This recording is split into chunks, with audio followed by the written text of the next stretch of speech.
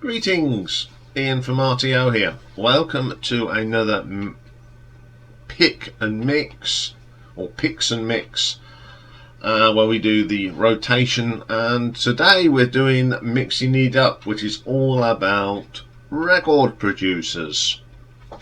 And today is one that I've been set a challenge by Mastermind Dave.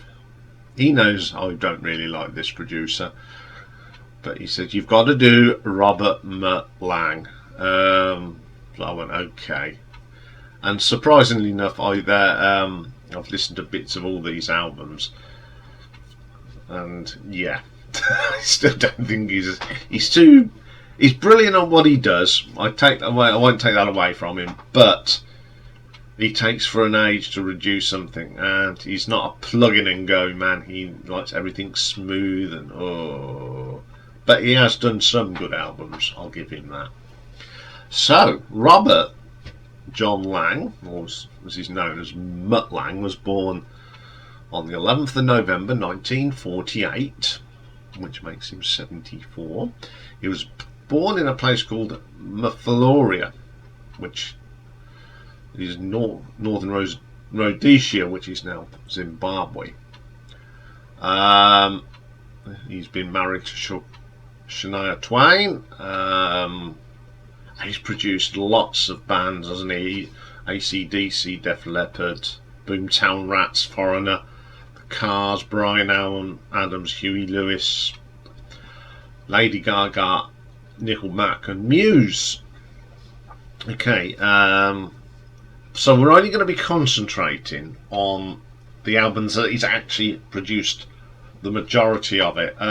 He's produced the odd song on people's albums, but we'll be here forevermore doing this. So how did it all start for him? He did his national service,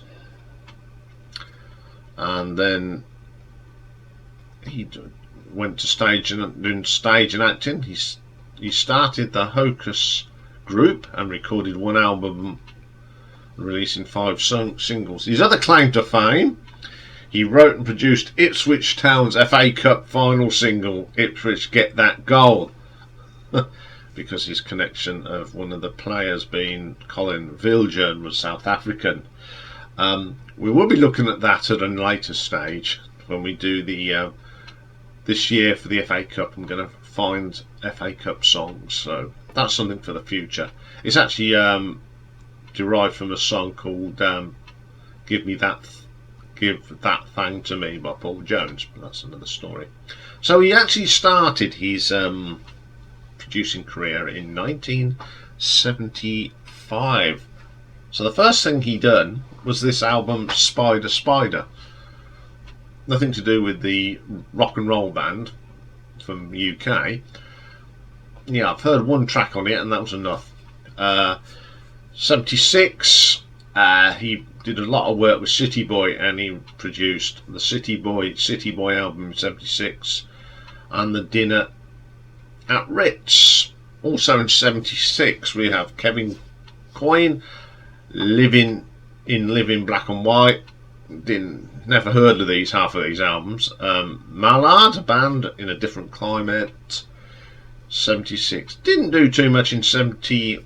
He's still in 76. He did quite a lot. Graham Parker and the Heat Treatment. Never heard of that one. Supercharge, Local Lads Make Good. Yes. But in 1977 he went back to doing bands I've heard of. First one he did was Won by the Motors in 1977. It's got the single Dancing the Night Away on there. City Boys, Young Men Gone West in 1977. Then in Clover, a band called Clover, Love on the Wire and Unavailable. Supercharge was his next one, Horizontal Refreshment. And then the first real band that I noticed him on, and it's the Boomtown Rats self-titled album, and that's the album that's got Looking After Number 1 on. Then another album that he did in 77, the last one that's according to my little list, band called The Rumour, and the album Max. 78, produced Savage Return by Savoy Brown. Really good album. I like that one. Then he did the Michael Stanley Band, Cabin Fever. Then he did another City Boy album, Book Early. This has got the hit Summer in the Schoolyard on it, which is a pretty good song. Then Outlaws, Playing to the Wind. And then he produced another Boomtown Rats track album, A Tonic for the Troops, and that includes the brilliant single I Don't Like Mondays. How many people realise that Robert Mutt Lange produced that album? Then he produced this thing for Deaf School, English Boys and Working Girls. 1979 he did another album for City Boy, The Day the Earth Caught Fire. He did work with the Records, Shades in Bed, Supercharge Body Rhythm. Then he did another Boomtown Rats album, The Fine Art of Service, in 1979. Really good album that is. He also did an album that really made this band become a bit of a superstar. He did AC/DC's Highway to Hell, of course. Then he did Tycoon by Tycoon, Broken Home, first album of the new decade. And then he went on to produce probably the biggest album that he ever did, one of the biggest albums, AC/DC's Back in Black, 1980. Also did Foreigners 4 album in 1981. Then he did produced his first album for Def Leppard, High and Dry. And also in 1981 he went back with AC/DC for the For Those About to Rock album, which is not particularly well produced. The songs are great, but they're too smooth. Back with Def Leppard for Pyromania, which took an age to record. So he didn't do much else then, because the next thing he did was 1984, The Cars' Heartbeat City.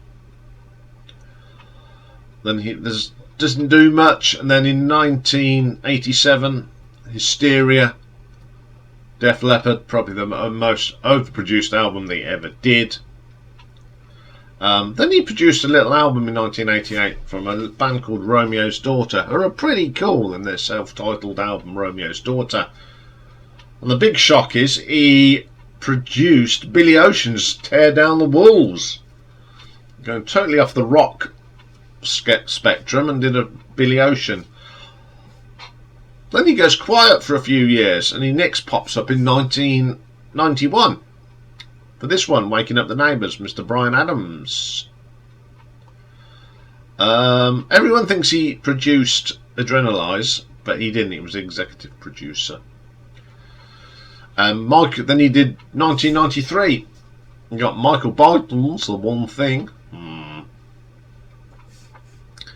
Stevie Van, 1995. 1995 he first produced Shania Twain's album.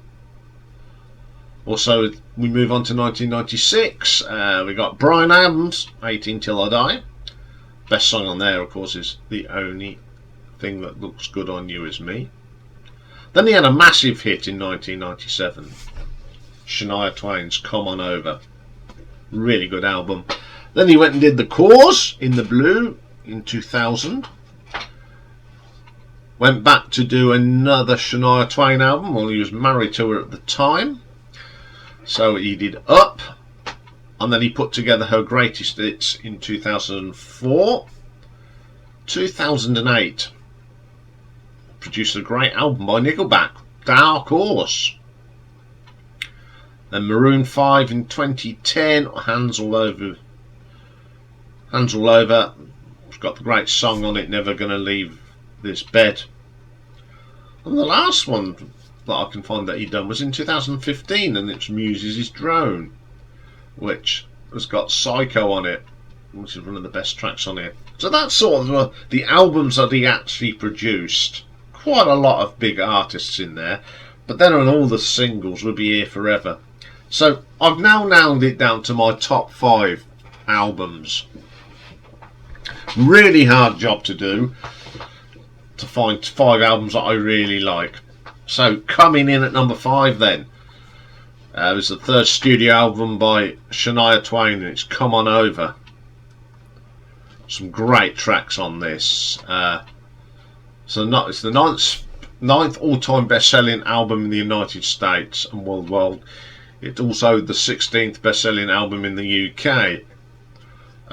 That's the album that's got Man, I Feel Like a Woman on it. A really good track. That's a good track on here. Don't Be Stupid, I like that one. Come On Over's a great track.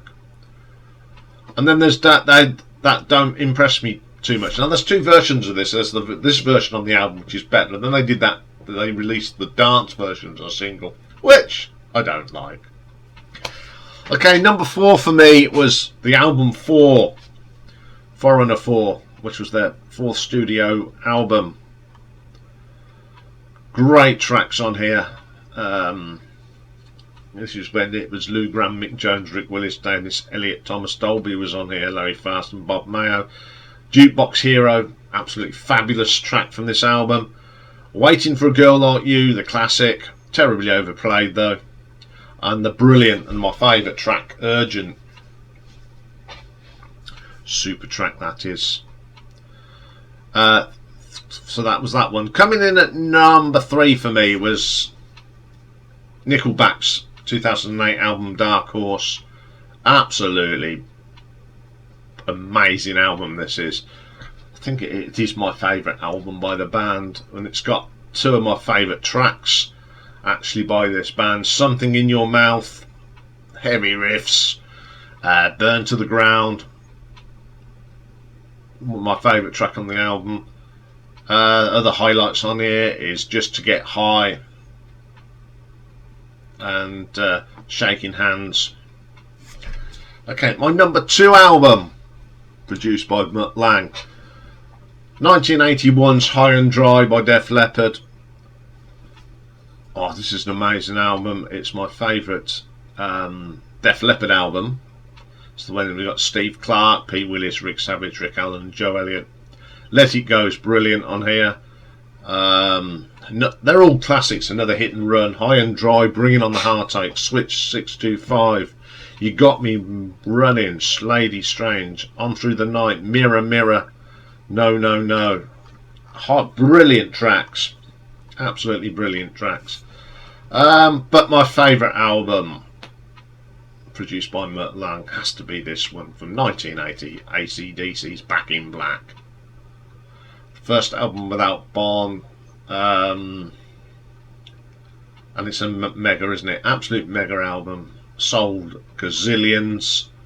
It's just got some of the classic AC/DC tracks on it. Hell's Bells, the brilliant Shoot to Thrill, What Do You Do for Money Honey, Giving the Dog a Bone, Let Me Put Your Love Into You, Back in Black. Okay, it's got You Shook Me All Night Long, which is just played to death. Have a Drink on Me, Shake a Leg, and Rock and Roll Ain't Noise Pollution. It was a great album. I think it was my number 2 or number 3, something like that.